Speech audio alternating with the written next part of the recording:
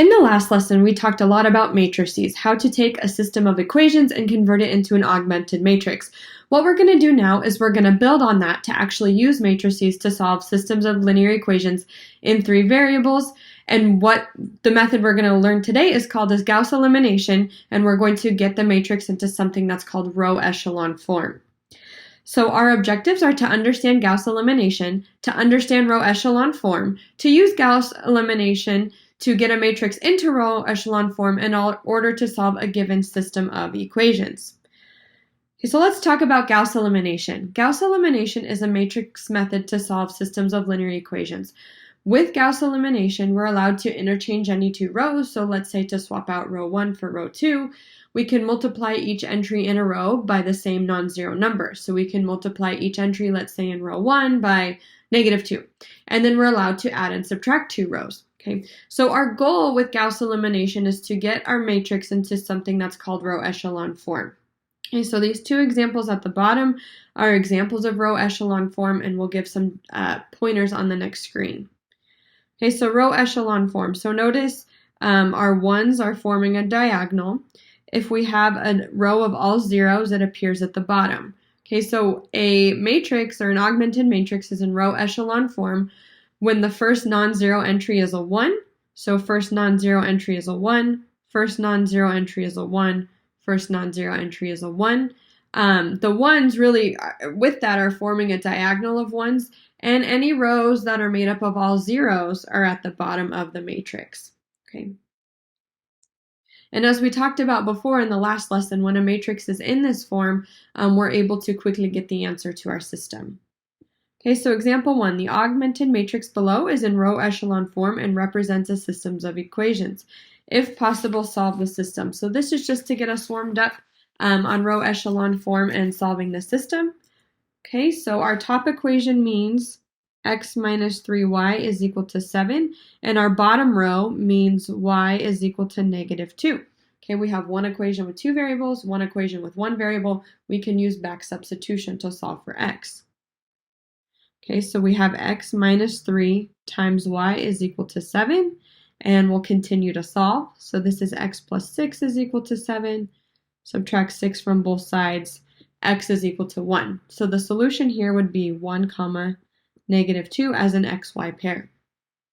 Next, the augmented matrix below is in row echelon form and represents a system of equations. If possible, solve the system. So we have row 1, row 2, and then row 3 is all zeros. Okay, so when row 3 is all zeros and we have it in row echelon form like this, we're able to conclude that there are infinitely many solutions, which means that we're going to take our second row and solve for y in terms of z, and then use that to solve for x in terms of z. Okay, so just starting with row 2, this means y plus 2z. Why didn't that write? Plus 2z is equal to -2.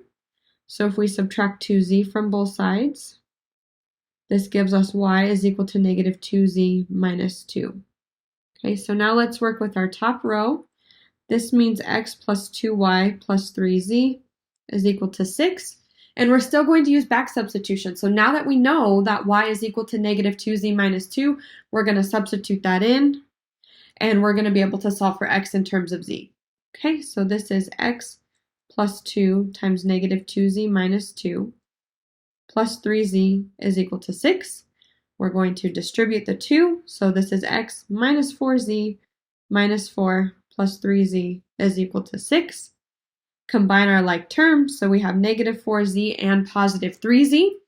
So we have x minus z minus 4 equals 6, and we can add z and 4 to both sides to get x is equal to z plus 10.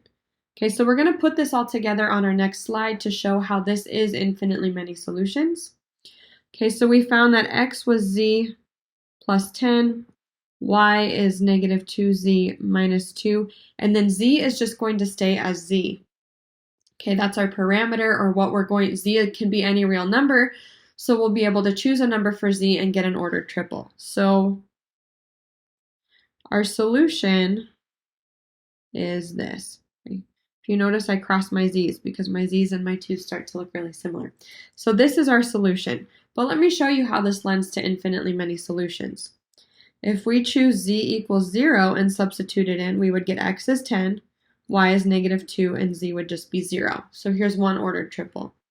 If z is equal to 1, we would have 11, -4, and 1, another ordered triple, and so on and so forth. Okay, so let's move on to solving systems of linear equations in 3 variables. So this is where we had 3 equations with 3 unknowns, x, y, and z, using Gauss elimination. So something to remember that we talked about in homework 9 is that we could have, when we have 3 planes like this, we could have one solution, no solution, or infinitely many solutions. Now, no solution occurs when the 3 planes are parallel, so picture 3 sheets of paper. And infinitely many solutions occurs either when we have identical planes, all 3 equations are the same plane, or our 3 planes intersect and form a line. So I'm going to talk to you just really quickly about how to identify parallel planes and identical planes, because it's going to come in handy when we're working with these matrices. Okay, so parallel planes, let me give you an example. 2x plus 3y plus 5z equals 10, and 8x plus 12y plus 20z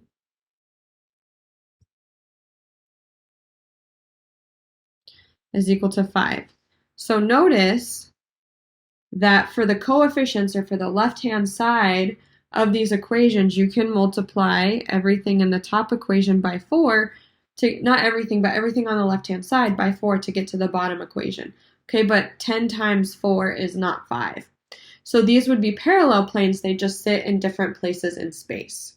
Okay, so the way that we know that is the ratio of the coefficients is the same. For 2 planes to be identical, it would mean that we can multiply everything, the left-hand side and the right-hand side, by the same number to get the other equation that we're given. So for instance, if we have x plus y minus z is equal to 2, -2x minus y plus 2z is equal to -4. So notice here, if we multiply everything by -2, this should be -2y. We get from one equation to the next. So when it's every single term that's a multiple that you can multiply to get to the next equation, that's when the 2 planes are identical. And I mentioned that because when we have an augmented matrix, we're going to be looking for things like this. Okay. And then solving systems in 3 variables using Gauss elimination. So we're going to put the system into an augmented matrix. We're going to utilize the row operations that we talked about in order to get an equivalent augmented matrix that's now in row echelon form, and then we'll be able to determine the solution. So let's get started. Solve the following system of equations using Gaussian elimination. So we have 3 equations, and we have x, y, and z that are unknown. So the first step is to put this into an augmented matrix. Let me get my colors back. Okay, so the augmented matrix then is -2,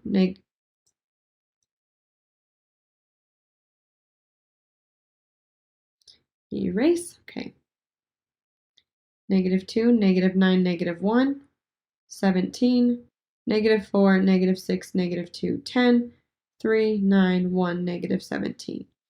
Okay, so the first thing I look for is to see if I can multiply any one row by the same number to get the next row, or even looking at the coefficient side, so the left-hand side of this matrix, because if so, it means I've either got parallel or identical planes like we just talked about.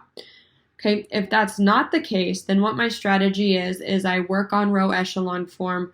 I first get the 1 where it's supposed to be in the top row, and then I get zeros in the other 2 rows. And then I get the 1 where it's supposed to be in the middle row, and then I get the other 2 to be zeros. Okay, and then you get the last entry in the bottom row of the matrix to the left of that vertical line, and then you get the other zeros. So you get 1, zeros, 1, zeros, 1, zeros, and you work that way. And we do that by using row operations. Okay, so the first thing I'm going to work on is getting a 1 where it's supposed to be in this upper left. Okay, so to do that, I can see that if I take row 3 and I add it to row 1, 3 plus -2 gives me a 1, and I can make that to be row 1. So I always write out the operations I'm doing and what row is getting replaced. So I'm going to take row 1, add it to row 3, and that's going to give me my new row 1. So row 1 plus row 3 gives me my new row 1. So let me write out row 1, -2, -9, -1, 17, and row 3 is 3, 9, 1, -17, and I'm adding these together. So this is 1, 0, 0, 0. So this is going to be my new row 1. So on the next screen, I'm going to rewrite this entire thing, only replacing row 1 with what we just found.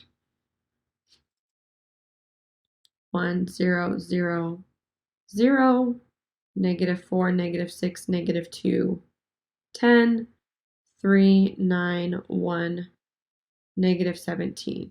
Okay, so once the 1 is in the position going column by column, you can use that 1 to get the other entries to be 0. Okay, so what I'm going to do then is I'm going to take row 2, and if I multiply 1 times 4 and I add it to row 2, then that's going to give me my 0. Again, I want to multiply 1 times 4 so that it's positive, add it to row 2 so that I'm adding it to -4 to give me a 0. So row 2 plus 4 times row 1 is going to give me my new, let me erase this. Row 2 plus 4 times row 1 is going to give me my new row 2. Okay, so row 2 is -4, -6, -2, 10. 4 times row 1, so 4 times 1 is 4. 4 times 0 is 0. 4 times 0, and we keep going, and we're adding these together. So this is going to give me 0, -6, -2, and 10. Okay, so this is going to be my row 2. So now I guess I have room to write it here. 1, 0, 0, and I'm probably going to work with, let's see, 0, -6, -2, 10. Be very careful when you're doing these. It's really easy to make an arithmetic mistake or to copy something down incorrectly, so just be really careful. Okay, and then we have 3, 9, 1, -17. So I'm going to do the same thing. I'm going to take row 3, but in this case, I'm going to multiply row 1 by -3, so that when I add the two together, I get the 0 in that column position that it's supposed to be in. So row 3 is 3, 9, 1, -17. And then I multiply row 1 by -3, so that's going to give me -3, 0, 0, 0. Add together 0, 9, 1, -17, and that's going to be my new row 3. Okay, so I'm going to go ahead and write that on the next slide. 1, 0, 0, 0, and now I have 0, -6, -2, 10, and I have 0, 9, 1, -17. Okay, and now we keep going. So the first column is complete. That is in row echelon form. Now we move to the second column. So we need to get this entry, the -6, to be a +1.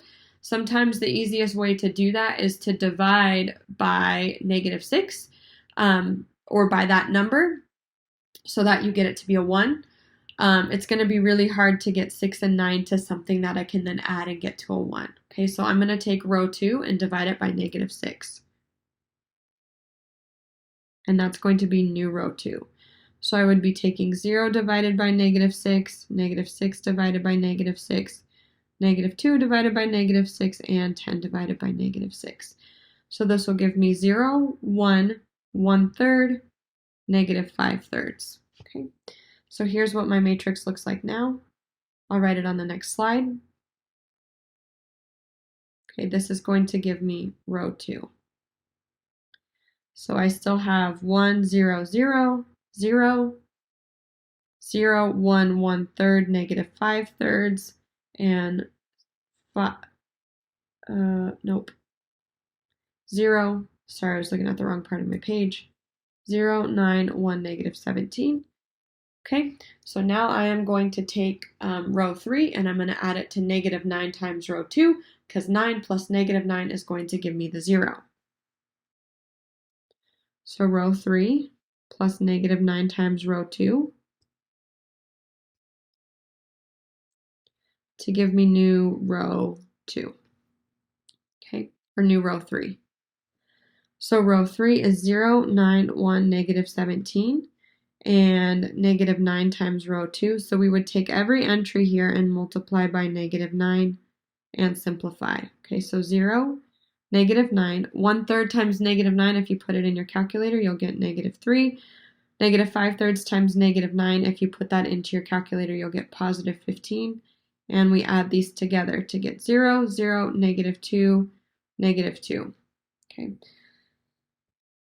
So here is what my matrix looks like now.